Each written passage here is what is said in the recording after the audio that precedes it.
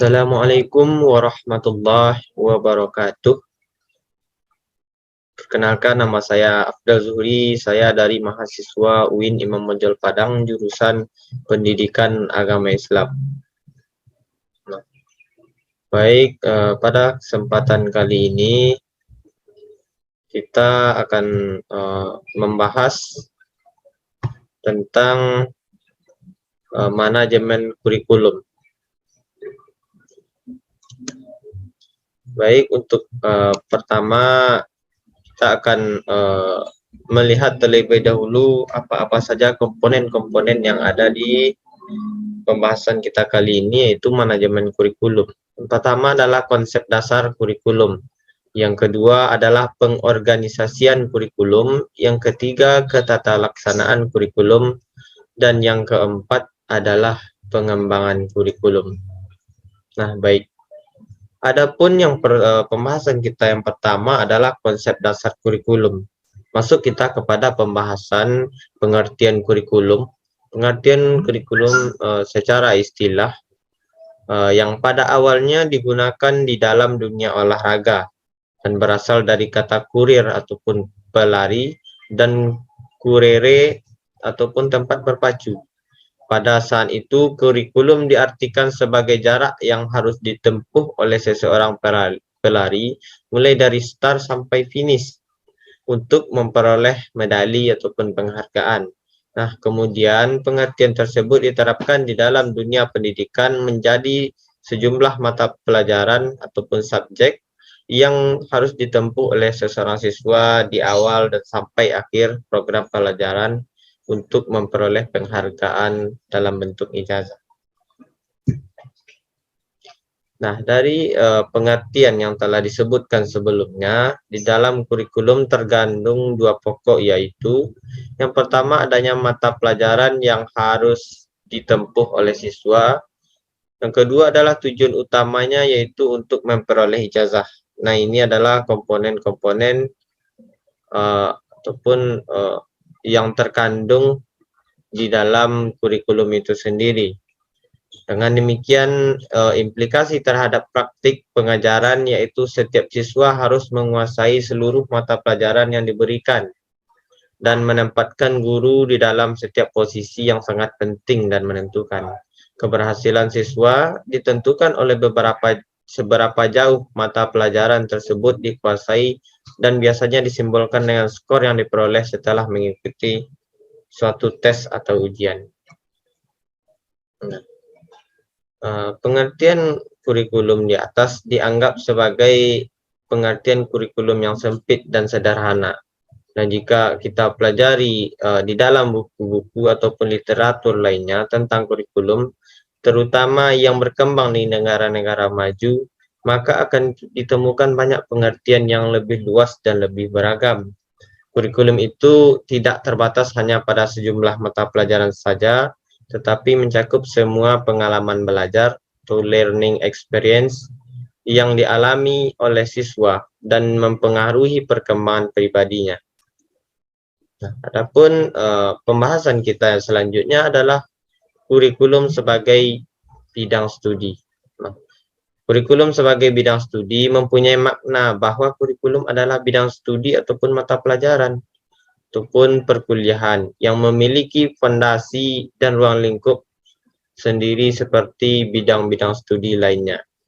Di samping memiliki riset, teori-teori, dan prinsip, kurikulum sebagai bidang studi juga memuat prinsip perencanaan kurikulum berintikan mata pelajaran yang harus diajarkan kepada siswa. Dan kegiatan belajar yang harus dilakukan siswa untuk melatih dan mengembangkan performa mereka. Selanjutnya kita akan masuk kepada kurikulum sebagai reproduksi kultural. Nah, pada mulanya model kurikulum ini dikembangkan di dalam masyarakat industri. Ketika orang tua tidak sempat lagi memberikan pelatihan kepada anak-anak mereka, sehingga pelatihan tersebut dipercayakan kepada lembaga-lembaga pendidikan, baik yang dikelola oleh lembaga agama tertentu seperti parochial school maupun yang dikelola oleh pemerintahan bentuk sekolah umum. Model pengembangan kurikulum semacam ini dikenal sebagai model berbasis masyarakat ataupun kurikulum based community. Nah, implikasinya terhadap fungsi sekolah adalah kurikulum di masyarakat manapun harus merupakan refleksi kebudayaan masyarakat yang ada di sekitarnya. Berdasarkan itu, sekolah berfungsi sebagai pelaksana reproduksi ilmu pengetahuan dan nilai-nilai bagi generasi yang akan mendatang. Nah, adalah tugas para ahli pendidikan untuk mentransformasi butir-butir kebudayaan ke dalam kurikulum dan pembelajaran agar memiliki dan diaplikasikan generasi muda di masyarakat nantinya. Baik, adapun konsep dasar kurikulum dapat dilihat secara sempit, yaitu sebagai mata pelajaran dan materinya diajarkan. Dan materinya diajarkan, kurikulum sebagai bidang studi ataupun dari segi luasnya yaitu sebagai pengalaman belajar ataupun learning experiences. Peserta didik yang direncanakan baik yang mereka peroleh dari sekolah yang memberikan nilai-nilai generasi masa lalu dan kurikulum sebagai reproduksi kultural ataupun pengalaman di sekolah dan luar sekolah dalam memecahkan berbagai macam problema masyarakat. Nah, baik, konsep kurikulum yang meliputi sebagai substansi yang dipandang sebagai rencana pembelajaran bagi siswa ataupun seperangkat tujuan yang ingin dicapai. Sebagai sistem merupakan bagian dari sistem persekolahan, pendidikan, dan bahkan masyarakat, dan sebagai bidang studi merupakan kajian para ahli kurikulum yang bertujuan untuk mengembangkan ilmu tentang kurikulum dan sistem kurikulum. Selanjutnya kita akan masuk kepada dimensi-dimensi kurikulum.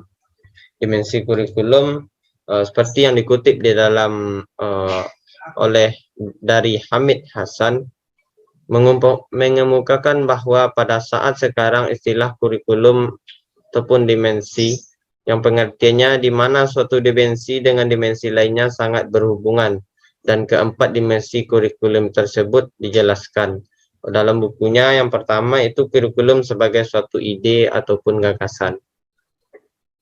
Yang kedua adalah kurikulum sebagai suatu rencana tertulis yang sebenarnya merupakan perwujudan dari sebagai ide. Nah, kurikulum yang ketiga adalah kurikulum sebagai suatu kegiatan yang sering pula disebut dengan istilah kurikulum sebagai suatu realita atau implementasi kurikulum.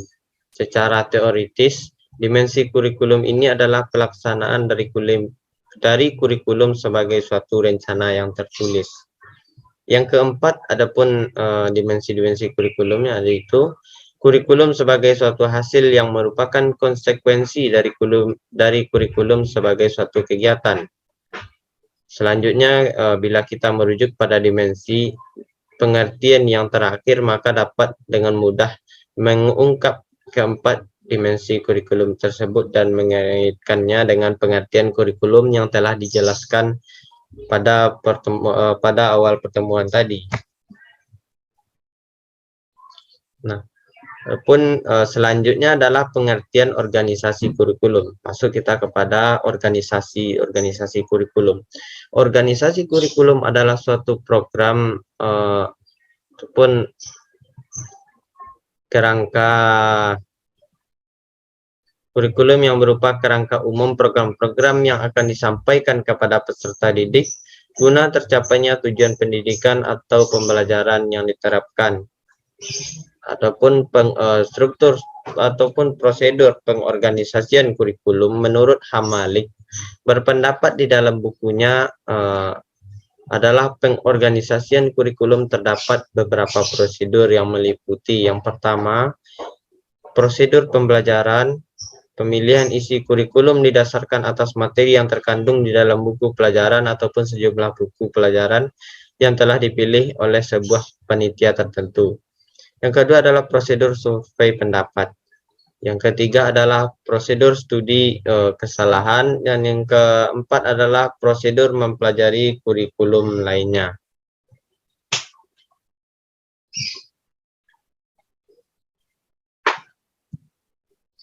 Nah, adapun pembahasan kita yang selanjutnya adalah analisis kegiatan orang dewasa. Melalui prosedur ini terlebih dahulu diadakan studi terhadap kegiatan-kegiatan dalam kehidupan untuk menemukan sejumlah kegiatan yang diperkirakan berguna untuk dipelajari oleh siswa di sekolah. Nah, yang selanjutnya adalah prosedur fungsi sosial. Prosedur ini bertalian ataupun berkaitan dengan prosedur analisis kehidupan masyarakat. Masyarakat melakukan banyak fungsi sosial dalam kehidupannya yang bermacam ragam bentuknya dan berada di dalam daerah kehidupan tertentu. Yang selanjutnya prosedur minat kebutuhan. Menurut prosedur ini, minat dan kebutuhan juga melibatkan persisten problem, tetapi skop dan sekuensnya didasarkan atas siswa dan berkenaan dengan fungsi-fungsi personal dan juga sosial. Selanjutnya materi yang ketiga adalah jenis-jenis organisasi kurikulum. Adapun yang melengkapi jenis-jenis organisasi kurikulum, yang pertama adalah mata pelajaran terpisah ataupun separated kurikulum. Kurikulum ini menyajikan bahan pelajaran dalam segala bentuk macam pelajaran yang terpisah-pisah satu sama lain. Nah, terlepas dan tidak mempunyai kaitan sama sekali sehingga banyak jenis mata pelajaran yang menjadi sempit ruang lingkupnya. Maksudnya di sini adalah itu antara suatu mata pelajaran dengan mata pelajaran lainnya itu tidak ada kaitannya ataupun mata pelajaran yang terpisah satu sama lain. Yang kedua adalah mata pelajaran gabungan ataupun correlated kurikulum, yaitu kurikulum yang menekankan perlunya hubungan di antara satu pelajaran dengan mata pelajaran lainnya. Akan tetapi memperhatikan ciri ataupun karakteristik tiap bidang studi tersebut. Misalnya sejarah dan ilmu bumi dapat disatukan untuk saling memperkuat. Dan yang ketiga adalah kurikulum terpadu. Nah, integrate kurikulum, yaitu kurikulum yang menyajikan bahan-bahan pelajaran secara unit dan keseluruhan tanpa mengadakan batas-batas antara satu mata pelajaran dengan yang lainnya. Ciri-ciri kurikulum ini antara lain yang pertama berdasarkan filsafat pendidikan demokrasi, dan yang kedua berdasarkan psikologi belajar, Gestalt dan organismik, berdasarkan landasan sosiologis dan sosiokultural, dan selanjutnya. Adapun ketatalaksanaan kurikulum di sekolah merupakan kegiatan yang sangat penting di antara kegiatan-kegiatan administrasi lainnya. Kurikulum dengan diiringi dengan ketatalaksanaan yang baik, tepat dan cermat akan mampu membuat hasil pendidikan yang baik pula. Adapun pengembangan kurikulum. Pengembangan kurikulum adalah hal yang dapat terjadi kapan saja sesuai dengan kebutuhan pendidikan pada setiap jenjang pendidikan. Perubahan kurikulum sendiri bertujuan untuk menyiapkan siswa atau peserta didik untuk menghadapi masa sekarang dan masa yang akan datang. Adapun dasar-dasar di dalam pengembangan kurikulum antara lain yang pertama, kurikulum disusun untuk mewujudkan sistem pendidikan nasional. Yang kedua, kurikulum pada semua jenjang pendidikan dikembangkan dengan pendekatan kemampuan. Dan adapun yang ketiga, kurikulum harus sesuai dengan ciri khas satuan pendidikan pada masing-masing jenjang pendidikan. Yang keempat, kurikulum pendidikan dasar, menengah, tinggi, dan dikembangkan atas dasar standar nasional pendidikan untuk setiap jenis pendidikan. Nah, baik. Mungkin sekian pembahasan kita pada kesempatan kali ini. Mudah-mudahan bermanfaat. Mohon maaf jika terdapat kesalahan. Saya akhiri dengan wabillahi taufik wal hidayah. Assalamualaikum warahmatullahi wabarakatuh.